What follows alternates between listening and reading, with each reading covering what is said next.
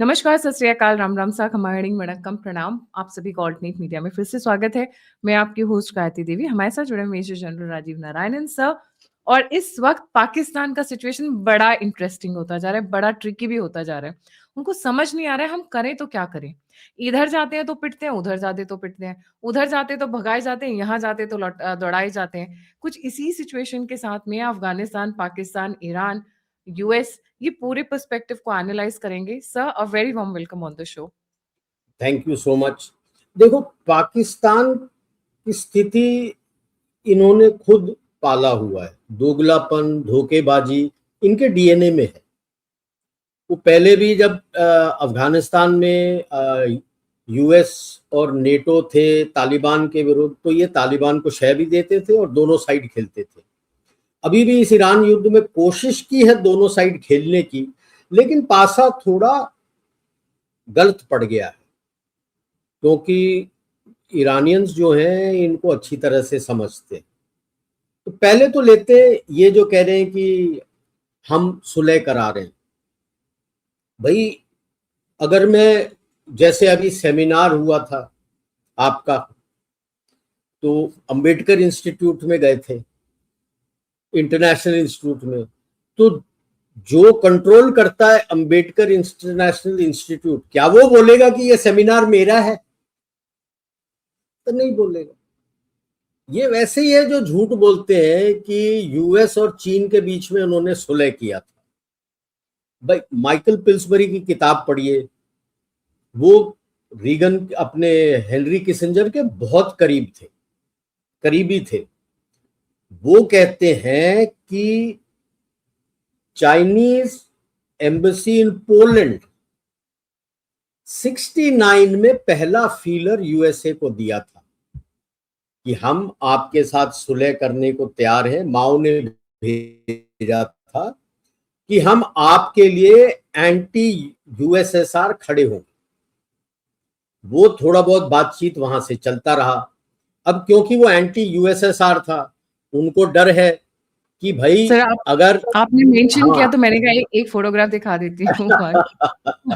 Thank you. तो ये थोड़ी बोलेगा कि अंबेडकर इंटरनेशनल इंस्टीट्यूट की ये मेरा सेमिनार है, ये तो आपका सेमिनार था। ओके, तो अभी आगे ले जाते हैं। अब अगर किसिंजर को यूएस से चाइना जाना है, ओके, तो या तो पैसिफिक के ऊपर से जाए। They chose to come over Atlantic. तो पोलैंड से होते हुए सोवियत यूनियन के ऊपर से तो जाने की कोशिश नहीं करते। वॉर्सो पैक्ट पता नहीं क्या देता नहीं देता, क्या करता। तो इनकी विजिट जो चाइना को थी, वो मीडिया के व्यू से छुप नहीं पाती। तो वो ओवरनाइट हॉल्ट के लिए पाकिस्तान आए और वहां से चाइना गए। उस ओवरनाइट हॉल्ट को चैंपियन ने नैरेटिव बना दिया कि भाई साहब हमने सुलह कराई थी। यूएस भी इतना गधा नहीं है अभी भी। हाँ, ऑफर तो किया था उस खेत मार्शल ने, मुन्नी बेगम ने। मुन्नी बेगम से तो बात नहीं की ट्रंप ने। ट्रंप ने किससे बातचीत की? भारत से। मोदी जी से बातचीत की, लंबा चौड़ा बातचीत हुआ। उसके बाद I am sure Modi ji अपने ईएएम को बताए होंगे, तो जयशंकर जी की बातचीत होती है ईरानियन एम्बेसडर टू इंडिया। लंबी चौड़ी बातचीत होती है, विचारों का आदान प्रदान हुआ होगा। जो उनका 5 पॉइंट है, इनका 14-15 पॉइंट है, ये सारा बताया होगा। पाकिस्तान जाने से पहले आपका JD Vance, Steve Witkoff, Jared Kushner कहां थे? भारत आते हैं, भारत से बातचीत करते हैं। अब पाकिस्तान में गए हैं जहां पे ईरान का स्पीकर आया बातचीत करने के लिए। बट लोगों को यह समझ में आना चाहिए कि पाकिस्तान, ईरान के स्पीकर का कोई पावर नहीं है। It is something like Om Birla ji trade deal के लिए डिस्कशन करने जाए, कुछ कर सकते हैं? उनके पास तो कोई पावर नहीं है। ठीक है, और जो कुछ होना था वो तो हो चुका। Pakistan as a neutral pace तो किसी को एक्सेप्टेड नहीं है, क्योंकि वो तो अभी जाना हुआ यूएस का पालतू कुत्ता है। नंबर 2, सऊदी अरेबिया के साथ डिफेंस एग्रीमेंट किया हुआ है। सऊदी अरेबिया इजराइल के साथ खड़ा हुआ है, यूएस के साथ, कि भाई मारो मारो और मारो ईरान को। वो चाहता है कि ईरान बिल्कुल वीक हो जाए ताकि गल्फ में उसका दबदबा रहे, कोई कॉम्पिटिटर ना रहे। ऐसी स्थिति में कोई पाकिस्तान को न्यूट्रल बोलेगा? ऐसे ही नहीं, लोग उसको हीरा मंडी बोलते हैं। मंडी में दो लोग आके बैठ के बातचीत करें तो मंडी थोड़ी सुलह करा रहा है। मंडी में तो बोलेंगे दारू लिया, चखना लिया, पान लिया, खाना पीना लिया, वही करेगा ना। अभी जैसे मीटिंग होटल वगैरह में होती है बातचीत के लिए, तो होटल का ओनर थोड़ी बोलता है कि ये मीटिंग मैं करा रहा हूं। वो तो वेटर को बुलाएंगे, बोलेंगे मेरे लिए दारू ला, ये मेनू का खाना है, ये लेके आ, वो लेके आ, वो बस चुपचाप से वही लेके आएगा। ये है पाकिस्तान की स्थिति, शक मत करना। और इसमें उसको उसकी औकात बिल्कुल क्लियर दिखा दी थी, जैसे आपने कहा था। कल वो अपना शिप चुपचाप से निकाल के ला रहा था होर्मुज से, आईआरजीसी ने सीटी बजाया, बोला ये शिप वापस। किसने बोला निकालने के लिए? आज इंडिया टुडे में मैंने कमेंट किया, उन्होंने डाल दिया नहीं नहीं ये 5 कंट्री हैं, चाइना, रशिया, इराक, इंडिया, इसको छोड़े पाकिस्तान। मैंने कहा हैंडसम पाकिस्तान किस एंगल से? कल ही तो शिप वापस किया था। तो पाकिस्तान के शिप ऐसे नहीं जाएंगे। जब जब वो ईरान की देगा, कुछ टैक्स देना होता देगा। है जो उन्होंने दिया नहीं। हाँ जी, टैक्स देना होता है जो उन्होंने दिया नहीं। नहीं हम तो कोई टैक्स नहीं देते। नहीं नहीं, हम पाकिस्तान तो, पाकिस्तान। हाँ पाकिस्तान को तो बहुत टैक्स लेगा। अभी अफगानिस्तान के साथ क्या हो रहा है? डरा हुआ घूम रहा है, हॉस्पिटल को मार दिया, डरा हुआ घूम रहा है। वो सोचा कि लड़ाई लगेगी, मैं जो सऊदी अरेबिया और गाजा में ट्रुप्स भेजने शायद ना भेज पाऊं। अब बहुत डरा हुआ। क्यों? क्योंकि अभी तो बीएलए और टीटीपी तो उसको ठोक रहा है अच्छी तरह से दबा के। अभी उसको डर है कि जब यूएस ने ग्रीन सिग्नल दिया तो पाकिस्तान पंजाब ठुका। एक दफा ऑलरेडी नूर खान बेस ठोक के जा चुके हैं। अब उसको डर है कहां कहां मैं ठुकूंगा मुझे पता नहीं। आसिम मुनीर तो really is in a very bad way. तेल है नहीं, पानी है नहीं, दाना पानी के प्राइसेस तो पता नहीं कितने चले गए। आई बिलीव 400 रुपए किलो तो आटा चल रहा है। नहीं, एक बोरी आटा 400 पे चल रहा है। 5 किलो का बोरी जो है 400 की 500 रुपए पे चल रहा है। पेट्रोल तो 300 के ऊपर जा चुका है। डीजल भी 200-300 तक पहुंच चुका है। तो मतलब आप करोगे क्या? अगर आप खेती बाड़ी का करते हो, ट्रैक्टर चलाना है, आपको डीजल चाहिए है नहीं। 80% प्लस पीपल पाकिस्तान के एग्रीकल्चर से जुड़े हुए हैं। 2 फसल बिल्कुल खराब हो चुका है। जो दिसंबर वाला फसल था, ज्यादा बुआई हुआ नहीं क्योंकि हमने पानी दिया नहीं। अब भी पानी नहीं जा रहा है, तो ये समर का बुआई भी ज्यादा कुछ हुआ नहीं होगा। तो मैं तो इस साल के एंड तक I am looking at a major drought कि क्या करेंगे, आम जनता क्या करेगी। इन्हें उसको बोलते हैं ना, इसका अपने रवि किशन जो एमपी हैं, अपने भोजपुरी फिल्म का एक उनका स्टेटमेंट है, जिंदगी झंडवा फिर भी घमंडवा। टोटल झंड लगी हुई है उनके जिंदगी में, कुछ नहीं उनको आता पता लापता कि हमारे साथ होना क्या है। एंड चाइना से ब्रिजेस जला चुके हैं। यूएस तो उसको पालतू कुत्ते से भी बदतर ट्रीटमेंट देता है, लाइक स्ट्रीट डॉग, लाफा मार के बैठा के लगता है। क्या करेगा वो? नहीं कोई देश है ये इस तरह का? कोई जमीर नहीं है लोगों में, सेल्फ रेस्पेक्ट नहीं है। सर एक चीज और हुई है, बीच में ये अचानक से शांत कैसे हो गए हैं तालिबान वाले? वैसे तो बड़े एक्टिव थे।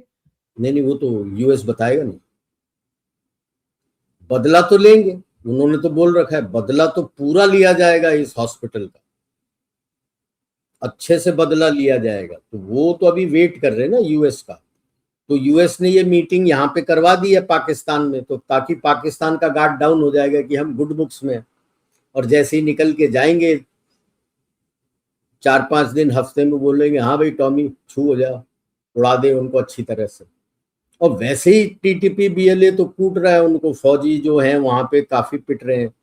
सो there is no scope left कि होना क्या है। But the surprising part is PTI का, suddenly Imran Khan is out of sight out of mind. Hospital में आ तो गया है वो कि भाई एक आंख उसकी 85% साइट चली गई थी, उसके बाद सन्नाटा। Sir is he even alive? पता ही नहीं, वही तो बोल रहा हूं, टोटल सन्नाटा है। पीटीआई तक कुछ नहीं बोल रहा, इसके लड़के भी नहीं कुछ बोल रहे, इसकी इसकी बहनें भी कुछ नहीं बोल रही, कोई बातचीत नहीं है इमरान खान का। जब तक वो आंख का चला था, आंख आंख आंख करके हो गया, हॉस्पिटल डाल दिया, सब बंद। So Pakistan is really up a gum tree अभी। अब तो पूरे ईरान जो बोलेगा वो करेगा, तो उसको तेल गैस कुछ मिलेगा, नहीं तो कुछ नहीं मिलने वाला। और ये लड़ाई तो लंबा चलेगा। तो how much is Pakistan dependent on Iran? Straits of Hormuz भाई, अगर स्ट्रेट्स ऑफ हॉर्मुज का अगर आप मैप देख लो, तो वेस्ट से जो पाथ निकल के आता है, जो मैं देखता हूं, मैप आपको भेजता हूं जो असली मैप है।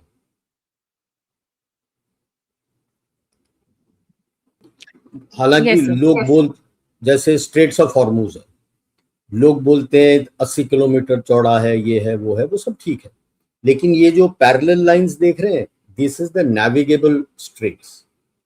एक और स्ट्रेट है जो दिखाया नहीं है, जो कैशम आइलैंड और लद्दाख के बीच में से, क्योंकि कैशम आइलैंड के ऊपर बंदर अब्बास पोर्ट है, तो एक लेन जाता है बंदर अब्बास की तरफ, और वहीं से हॉर्मुज और लद्दाख के बीच में से निकल के आता है और आपको स्ट्रेट्स ऑफ हॉर्मुज के थ्रू निकाल देता है।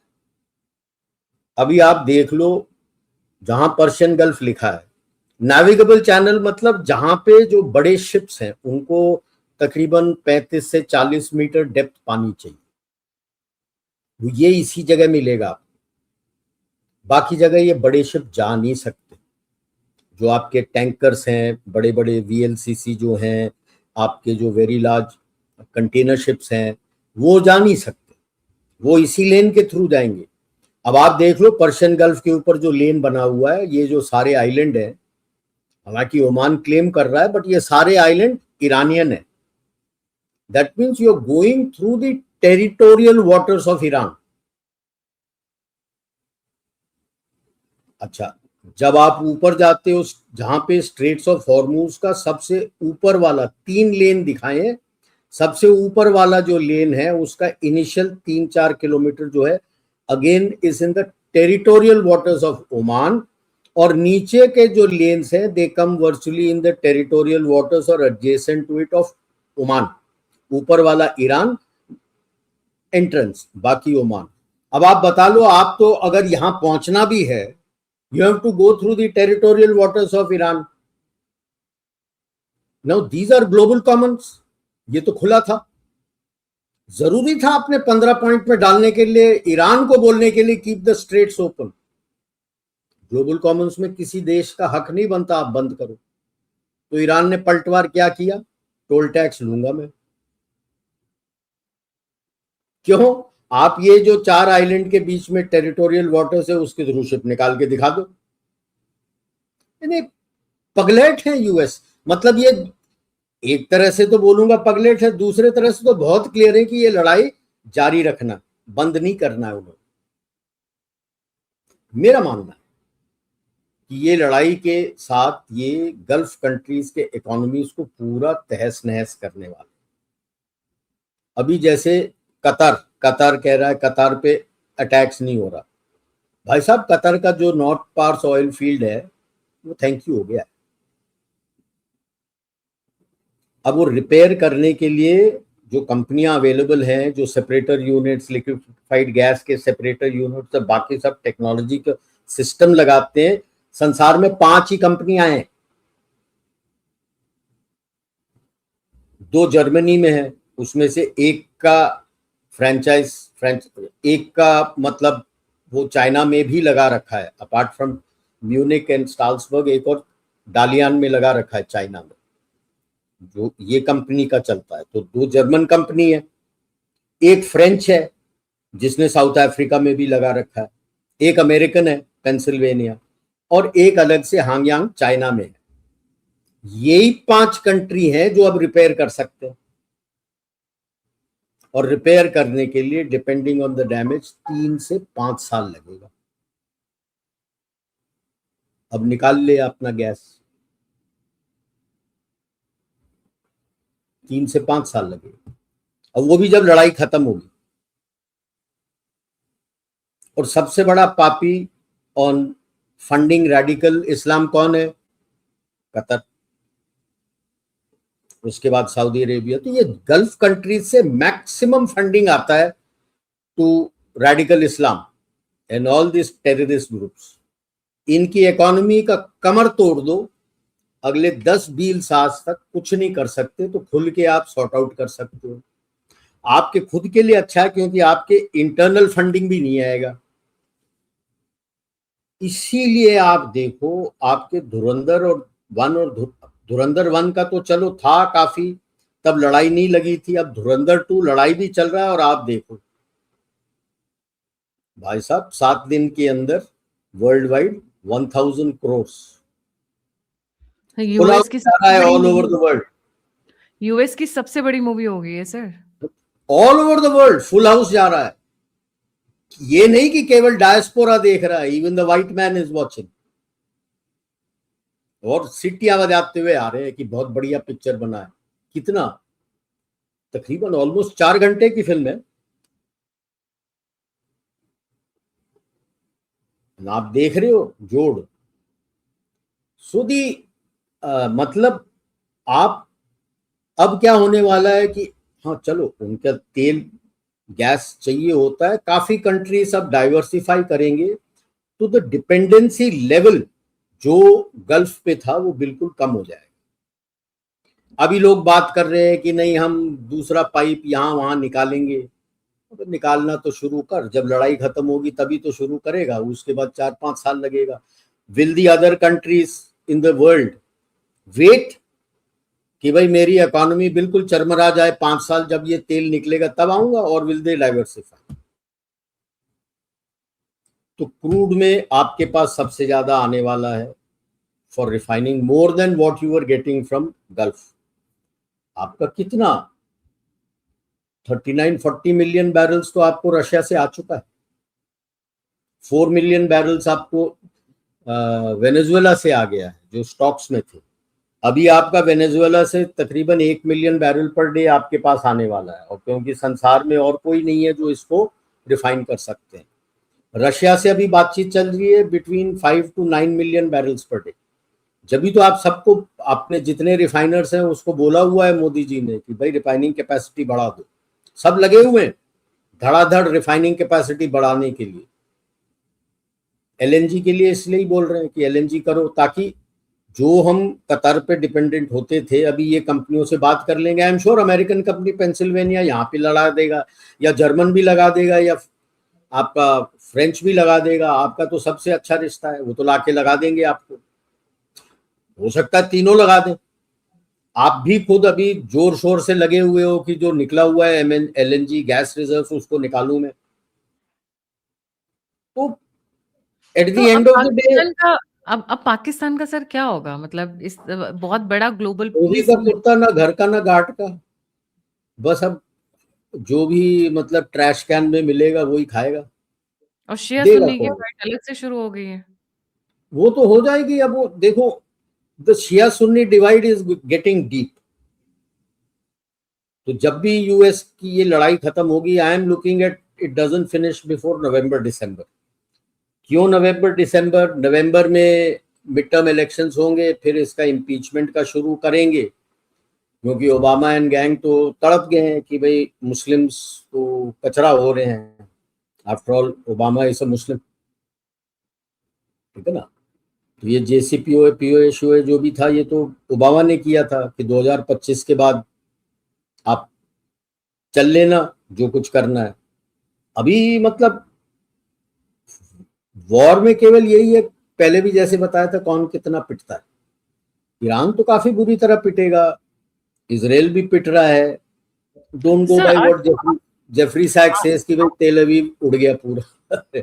ऐसा थोड़ी आज होता है। सर आज टेल अवीव के ऊपर बहुत सारे वल्चर्स की पिक्चर्स वायरल हो रही हैं। हाँ, कौवे कौवे घूम रहे हाँ, कौवे की।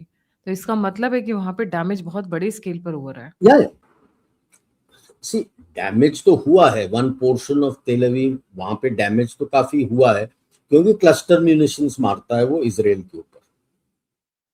तो आप रॉकेट निकाल भी दो, तो अगर रॉकेट को टाइम से नहीं निकाला तो वॉरहेड तो फट के वो क्लस्टर म्यूनिशंस आ जाता है। रॉकेट को आप निकाल दो, कोई फर्क नहीं पड़ता। तो इसीलिए मैंने कहा सबसे ज्यादा डैमेज ईरान को होगा, नेक्स्ट आएगा इजराइल, उसके बाद आएगा ये सारे गल्फ कंट्रीज, और उसके बाद आएगा यूएस के बेसिस और वो सब। और कब तक चलेगा? Your guess is good as mine. I am guessing November. भाई मिड टर्म में तो अब तो बहुत बुरी तरह पिटेगा, इसकी रेटिंग्स तो और भी नीचे चली गई। पहले ग्लोबल रेटिंग में इसका 40s में होता था, अभी तो 30s में आ गया। कितना? आई थिंक 37-38 पे। मोदी जी का 74 था, अभी 68 पे चल रहा। One doesn't even know what kind of rating is this, किससे क्या लिया, how much is the sample size. Sample size मतलब अगर मैंने कोई ट्रेंड लेना है तो इस इलाके में काफी ज्यादा सैंपल साइज, और हर तरह के क्लास के लोगों से मेरे को सैंपल साइज लेना है, तो वो ट्रेंड मिलेगा। अगर मैंने एक ट्रेंड चलाना है तो केवल उसी लोगों से लूंगा जो उस ट्रेंड के साथ हैं, और सैंपल साइज छोटा रख के मैं बोलूंगा कि वो मैंने सर्वे कर दी, देखो 80% लोग ये कहते हैं। Very simple. तो I don't believe much in all the statistics figures, but basically essence is his rating level is going down, he is taking a beating. और अगर कुछ लगा दिया पर तो सर जाते-जाते क्या वो बलूचिस्तान पे कब्जा कर सकता है? क्योंकि बलूचिस्तान पे निगाह रही है ट्रम्प की हमेशा। All these are long term plans.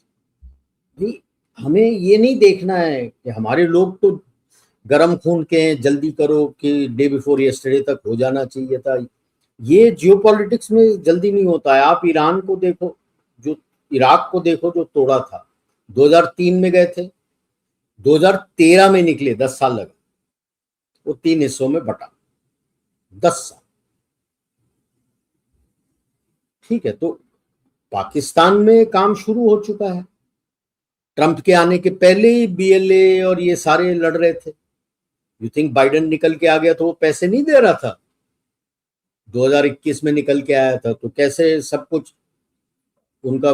Faiz Ahmad गया था आईएसआई वाला, ओ हो, अरे ब्रोकन द शैकल्स। उसके बाद पता लगा कि शैकल्स तो तोड़ दिया, उस चेन से ही सूत रहे हैं पाकिस्तान को।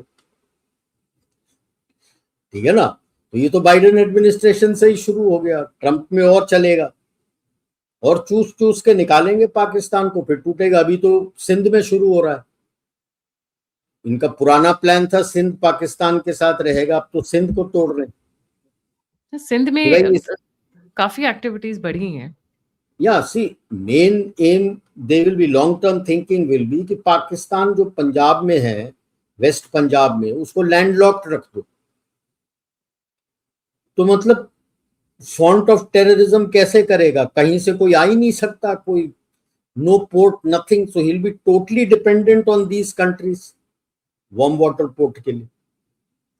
पुराने इसमें Gilgit Baltistan was going to Afghanistan, जो 2006 की पेपर लिखी थी redrawing the borders of Middle East, Ralph Peters ने, और पीओजेके जो है अपना मुजफ्फराबाद, कोटली, ये इलाका was to be with Pakistan. लेकिन 2013 में जो मैप दिखाया था, पूरा कश्मीर भारत के साथ था, वैसे से पूरा कश्मीर इवन अक्साई चीन। और वही अभी ट्रेड रेप ने जब ट्रेड डील का फ्रेमवर्क का बनाया था रिपोर्ट, उसके मैप जो इंडिया का दिया था वही मैप दिया था, जो पाकिस्तान तड़प गया था और 2 दिन बाद उन्होंने हटा दिया अपने वेबसाइट से मैप। तो पाकिस्तान का फेट सील्ड है। वो ऑफ टोपैक लिया था 86 में to cut defeat India by 1000 cuts. अभी तो they are going to break up Pakistan with 1 million cuts. चोट बहुत पहुंचाएंगे। 20 साल इन्होंने चोट पहुंचाया है आईएसएफ, नेटो को और यूएस को, उसका भी तो इंटरेस्ट समेत, सूद समेत बदला लेना है। वही बदला हो रहा है अभी। आप देखो जो केपी और बीएलए में हो रहा है, आए दिन वही बदला ले रहे। फौज को टारगेट करते हैं, पुलिस को टारगेट करते हैं। और धुरंधर 2 के बाद तो अभी वो वीडियो भेज रहे हैं लोग कि पाकिस्तान के अंदर तो अभी गली कूचे में खोज रहे हैं कि सर्च ऑपरेशंस चल रहे हैं। मतलब भिखारियों ऐसे थोड़ी पता लगता है, गधेड़े हैं पूरे यार, ऐसे थोड़ी। मैं एजेंट हूं, मैं वहां पे हूं, मैंने अभी अपना काम नहीं किया है, तो मैं तो अपना बिल्कुल प्रॉपर पेपर्स के साथ सारा कुछ मेरा होगा। वो आके मांगेंगे पेपर। वो एक दिखाया था बुड्ढे बाबा को, हाँ सो जाओ, पुलिस किसी को तंग नहीं करती। तेरे को क्या पता वो बुड्ढा बाबा ही बाद में धुरंधर निकले। तो एक और वीडियो वायरल जा रही थी, बोले थे ये जो सर्च ऑपरेशन पे निकले हुए ऑफिसर वो खुद ही रॉ का एजेंट है। अगले वीडियो में बट जो बीच में एक बार निकला था नारा, अभी फिर नारा शुरू हो रहा है, स्पेशली केपी और बलूचिस्तान से, अभी पंजाब में भी शुरू हो गया है। ये जो दहशतगर्दी है इसके पीछे वर्दी है, बहुत स्ट्रॉन्ग दोबारा शुरू हुआ है। जी। ये 2-3 साल पहले काफी, जब पीटीआई का था, बिफोर पीटीआई केम, ये बहुत ज्यादा चला था नारा। You muted. ये सबसे ब्रेकिंग नारा है पाकिस्तान के लिए। Once and it has revived again after about 5-6 years. It has revived again.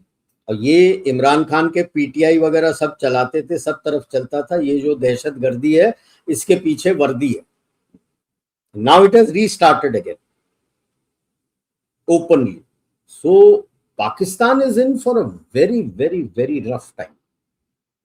Very rough time. और ये एक एक करके भाग जाएंगे। I don't think Asif Munir अपना एक्सटेंशन भी लेगा। देश का कूंडा कर दिया, भाग जाएगा, दूसरे के हाथ में छोड़ देगा, भाई साहब अब तू संभाल जैसे तेरे को संभाल। It is getting desperate times for Pakistan and we have to be very careful. We should work with Saudi Arabia कि सारे इनके जितने भी वॉरहेड्स हैं और फिसाइल मटेरियल है, वो India, Saudi Arabia, USA, IAEA and even Russia should come in and take control of that. क्योंकि जब देश टूटेगा ये किसके हाथ जाएगा? That's the dangerous part. क्योंकि ऐसा तो नहीं है कि केवल पंजाब में रखा, केवल नॉर्थ पंजाब में नहीं है इनके, साउथ पंजाब भी इनके अगेंस्ट जा रहा है। वो कह रहे हैं हम तो सराइकी हैं, but that movement has not yet taken hold. अब धीरे धीरे सिंध का जीए सिंध मूवमेंट शुरू हो रहा है, लिबरेशन ऑफ सिंध करके, क्योंकि सिंध इज सेपरेट। सो पाकिस्तान का थ्रेट एक तो ये है वॉरहेड का, दूसरा बॉर्डर बिल्कुल सील करके रखना है ताकि कोई आदमी उधर से इधर ना आए। भागेंगे लोग जब पानी की किल्लत आएगी। आज से 2-3 साल 4 साल के अंदर टूटने लगेगा, पानी की किल्लत आएगी, वो सब तरफ भागेंगे। तो ईरान नहीं पिटाई करने वाला है पाकिस्तान की? क्योंकि ये तो ईरान तो के अपने अगेंस्ट टाइम से करेगा, तभी तो बोल रहा हूँ डरा हुआ घूम रहा है, अपने टाइम से करेगा। तो अभी Pakistan has not yet declared the Iranian ambassador as persona non grata. Lebanon ने तो कर दिया है, ओमान ने भी शायद कर दिया। कई कंट्रीज ने अपने उनके एम्बसीज बंद करवा दिए हैं, ये नहीं तो जितने ईरानियन पीपल हैं उनको निकाल दिया है कि चले जाओ। Bahrain is a country which you have to see, तो साइजेबल शिया पॉपुलेशन है बहरीन। जब भी तो आप देखो ना, इनका कौन है अरगाची के साथ, बहरेनी, अली बहरेनी नाम है उसका। So it is a, I think apart from Pakistan, gulf countries के लिए भूखे मरेंगे वो भी। 80% फूड तो आपका इंपोर्ट होता है। यूएई के साथ हमारा डील है तो फिर भी चला जाता है। ओमान को आपसे मांगेगा वो तो हम फिर भी दे देंगे। सऊदी अरेबिया क्या करे, कहाँ से लेगा? आपसे डील करेगा, आपसे खाना मांगेगा, यानबू से, यानबू पोर्ट जो रेड सी पे है वहां से मांगेगा। क्या करेगा? कतर क्या करेगा? बहरीन क्या करेगा? They have a rough time, they have a rough time. हालांकि East West pipeline Saudi Arabia ने बनाया है, एक पाइपलाइन है वो रियाद के पास से, ऑयल फील्ड से जेड्डा के नॉर्थ यानबू पोर्ट है वहां आता है। 50% प्लान किया था, अभी तो मुश्किल से 30% आता है। उतने टर्मिनल्स है नहीं, बर्थिंग प्लेसेस है नहीं, तो वेटिंग एरिया रेड सी में काफी, वेटिंग टाइम जो है काफी भर के आने के लिए। अपग्रेड करने में, पाइपलाइंस बनाने में समय लगे। छोटे मोटे तेल वगैरह देने के लिए तो Yanbu port deep sea port है, बर्थिंग कैपेबिलिटी होनी चाहिए ना। जितना उसका पर्शियन गल्फ में बनाया था उतना इस तरफ बनाया नहीं है, इस साइड बनाया नहीं। But natural most of his oil fields are that side, Persian Gulf के कोस्ट में, तो वो करेगा। ऐसा नहीं है कि इस कोस्ट में भी नहीं है थोड़ा, तो बल्क उसका Persian Gulf coast, coastal area में तेल है। सो ये लगता नहीं है लड़ाई खत्म। मतलब यूएस, ट्रंप जो है, I won't say US, Trump, Trump का फेस सेवर क्या है, ऑफ रैम्प क्या है? कोई एक ऐसा चीज ईरान एक्सेप्ट कर ले जो दिखेगा वर्ल्ड को स्पिन करके कि यूएस के लड़ाई से दब दो, ईरान मानेगा? तो मानेगा ही नहीं। उसने तो पलट बोला है कि मेरे को सारे रिप्रेशन के पैसे दो, जो कुछ भी आपने तोड़ा है उसके लिए आपने पैसे देने हैं, आपने प्रॉमिस करना है कि आप दोबारा नहीं लड़ोगे, मेरे जितने प्रॉक्सीज हैं उसके विरुद्ध लड़ाई आप बंद कर दोगे, कि भाई जो जितने आपके बेसिस हैं पर्शियन गल्फ में वो सारा कुछ आप निकाल दो, और पर्शियन गल्फ और ये जो स्ट्रेट्स ऑफ हॉर्मुज से जो तेल निकलेगा उससे मैं टोल टैक्स। किसी भी चीज पे यूएस मानेगा? मानेगा नहीं। वो उसके पॉइंट्स पे मानेगा नहीं, क्योंकि एक जो मिसाइल के ऊपर बैन लगा रहा था उसको छोड़ के बाकी जितने पॉइंट्स हैं, this is repeat of talks in Muscat. जो ईरान, इफ यू जो अपने ओमान के फॉरेन मिनिस्टर ने कहा था कि ईरान ने एक्सेप्ट कर लिया था। इनफैक्ट आईएईए का पॉइंट दिया था, उन्होंने बोला था आईएईए के साथ यूएस के इंस्पेक्टर्स भी आ सकते, राइट। और उन्होंने बोला था यूएस से हम लेंगे सिविल मिलिट्री न्यूक्लियर कोऑपरेशन, अपना सॉरी सिविल न्यूक्लियर कोऑपरेशन। तो बंद करने के लिए दो चीज हुए, आपने बिल्डअप बंद नहीं किया और धमकी देने लगे और बोले मिसाइल, बैलिस्टिक मिसाइल प्रोग्राम बिल्कुल बंद कर, उन्होंने मना कर दिया। अभी आपने फिर बैलिस्टिक मिसाइल प्रोग्राम लेके आए हो, तो कैसे एक्सेप्ट करें? नंबर 2, भरोसा कहां है? जब आपने सब एक्सेप्ट कर लिया, ये ऐड किए, अभी डिस्कशन चल ही रहा था तो आपने बॉम्बिंग शुरू कर।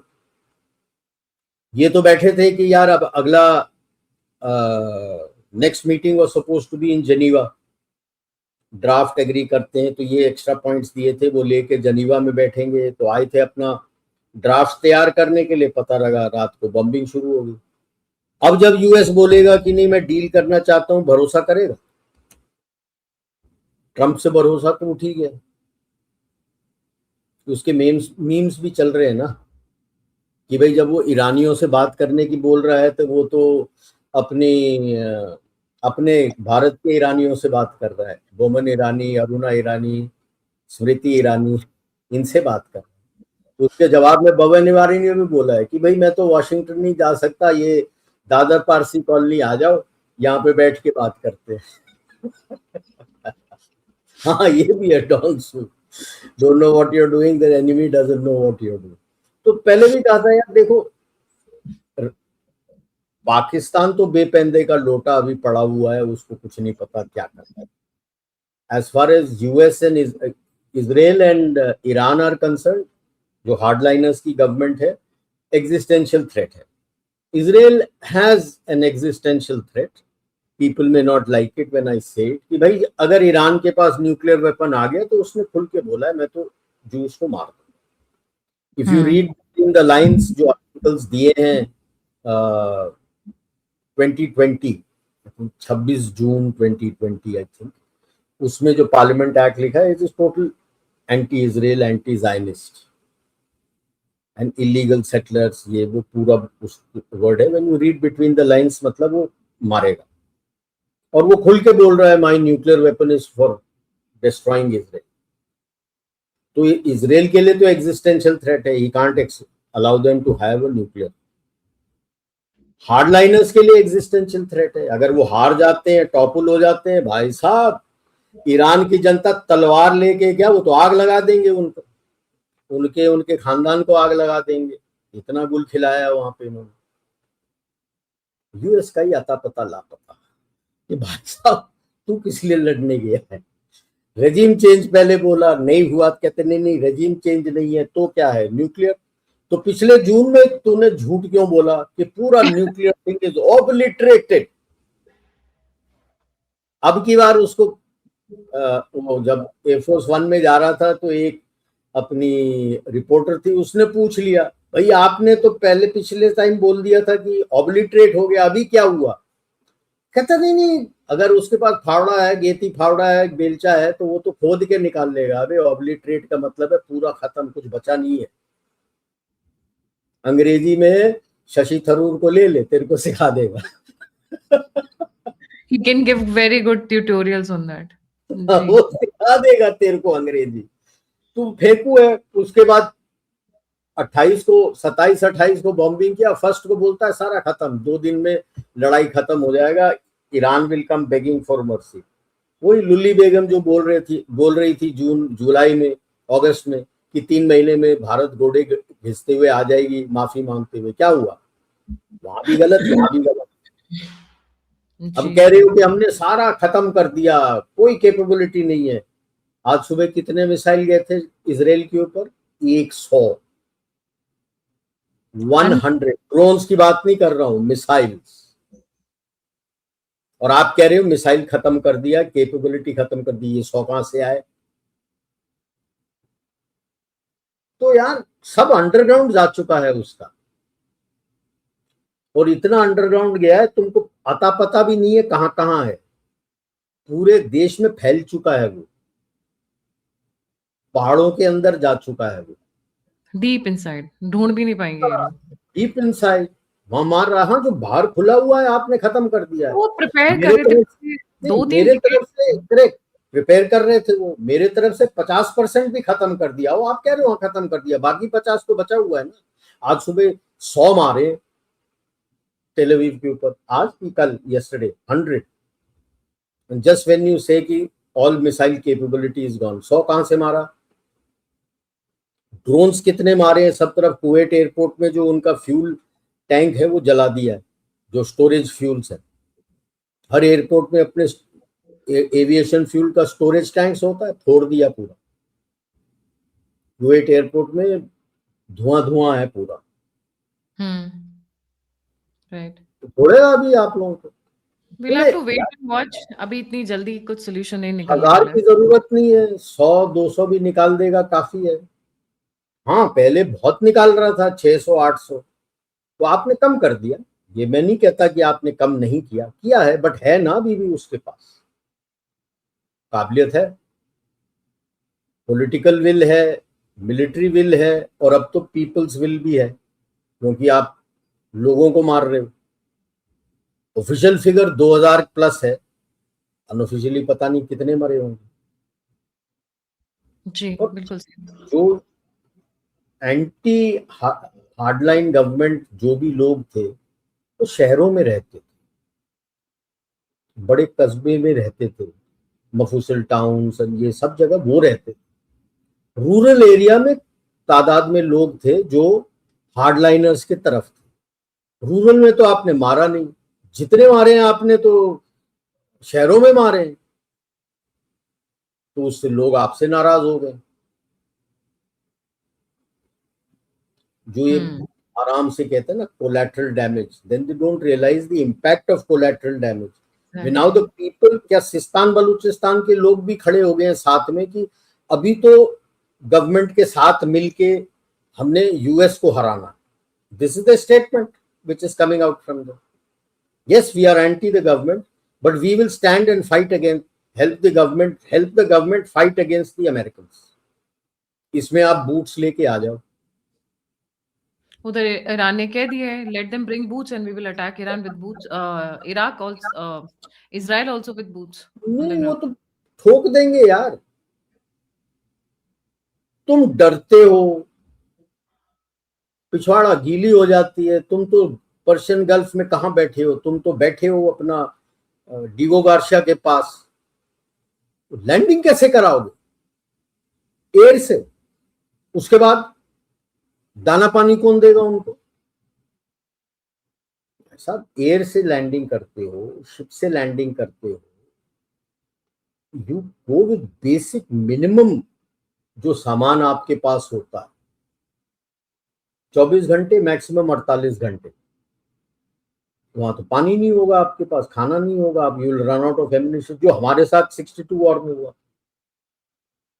कि पीछे से कुछ आया नहीं था, जो आपके पास था उसके साथ आप लड़े, जब लड़के खत्म हो गए तो मरे। यही होगा उनके साथ। बिल्कुल सही। जी, तो थैंक यू इसीलिए सो वो कतरा रहा है ना, ये 50,000 बूट्स, ये वो कुछ नहीं होगा।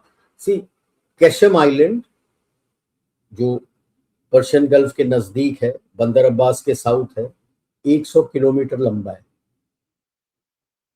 100 किलोमीटर, 50,000 भी कम पड़ेंगे वहां।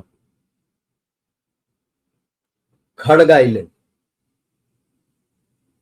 From the mouth of Gulf of Oman, जो नीचे आ जाते हो अरेबियन सी से, जहां से गल्फ ऑफ ओमान शुरू होता है, वहां से if you go to Kharg island, approximately close to 1000 kilometres. 1000 kilometers. If I take from the Straits of Hormuz, it is close to 500 kilometers. जाके दिखा दो, सस्टेन करा के दिखा दो। बोलने में बड़ा आसान है खड़ग आइलैंड, जाओ ना, कैसे जाओगे? सबसे पहले खड़ग आइलैंड जाना है आपको, तो आपको कुवैत में बेस बना, वहां से नजदीक पड़ता है तकरीबन 150 किलोमीटर दूर। तब भी अब जाओगे कुवैत? कुवैत तो ठुक रहा, लैंड करोगे तो और ठोकेगा।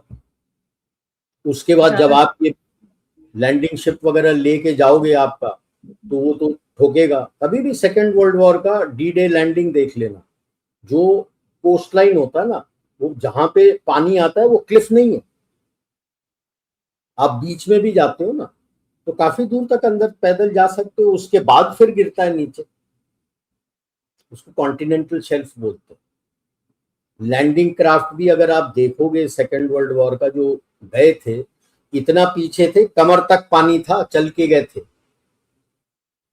कमर तक पानी के थे, क्योंकि ये लैंडिंग क्राफ्ट पहुंच नहीं जाता, वो जिसको बोलते रन अग्राउंड हो जाता, फंस जाता वहां पे, फिर वापस नहीं जा पाता। अब इस इलाके में आप सस्टेनेंस के लिए कैसे सस्टेन करोगे? कौन सी गाड़ियां लेके सस्टेन कर रहे हो? तो कभी एक गूगल करके देखना, सेकेंड वर्ल्ड वॉर का जो यूके ने बनाया था, मलबरी पोर्ट, तो उन्होंने इतना जो लैंडिंग अपना कॉन्टिनेंटल शेल्फ था उसके चौड़ाई का मलबरी पोर्ट बनाया था सीमेंट का, floating cement. It was a floating cement dock, उसको लेके आए थे ताकि ये इतना चौड़ा था कि जहां से वो आपका डेप्थ शुरू होता है वहां तक ये डॉक था। इसको एंकर किया था आपने बीच पे, और वहां पे अपना जो डॉक बनाया था आर्टिफिशियल डॉक, वहां पे बर्थ बना के आपके लॉजिस्टिक शिप्स वहां पे उतारते थे और ये सीमेंटेड इसके ऊपर गाड़ियां चल के जाती थी। That is how they manage to sustain this complete Normandy landing. जब नेपोलियन बोलता है ना army marches on its stomach, इसका मतलब नहीं है कि आदमी का खाना, आपके वाहन का खाना, आपके हथियार का खाना। हथियार का खाना क्या है? एमिनिशन। आपके वाहन का खाना क्या है? तेल पानी, उसके लिए जो चाहिए, लुब्रिकेंट्स चाहिए, ग्रीस चाहिए, वो है। That is what it is. So it is not so simple. ये तो हम यूएस की बात कर रहे हैं। जब यूएस इतना फता है वो पाकिस्तान को क्या देगा? कख नहीं देगा। सुताएगा और सूतेगा पाकिस्तान। और पिटेगा पाकिस्तान। हाँ, जब खुंदक निकालना है उसको, तो ईरान तो पिट रहा है लेकिन ईरान वापस पीट रहा है। पाकिस्तान में कौन सी हिम्मत यार वापस पीटने की? ट्रू, तो प्रॉपर जब ब्रोकर गुस्से में है कंट्री। कुछ बोलेगा वो तो पिटेगा, उनको बोलेगा तालिबान को जा सूत के आया, ज्यादा ही बात कर रहा है वो। सूत के आ जाए। Thank you so much for joining. जाने से पहले सभी व्यूअर्स से रिक्वेस्ट है, लाइक सब्सक्राइब और शेयर करना नहीं भूलिएगा। और अगर आप मदद करना चाहते हैं, सहायता करना चाहते हैं, तो आप दिए हुए नंबर और यूपीआई पे मुझे कंट्रीब्यूट कर सकते हैं। आप उनसे जुड़ना चाहते हैं, इन्फॉर्मेशन शेयर करना चाहते हैं, सभी लिंक्स डिस्क्रिप्शन बॉक्स में। इसी के साथ जय हिंद, जय श्री राम, हर हर महादेव। जय महान। और पिटेगा पाकिस्तान। Thank you sir.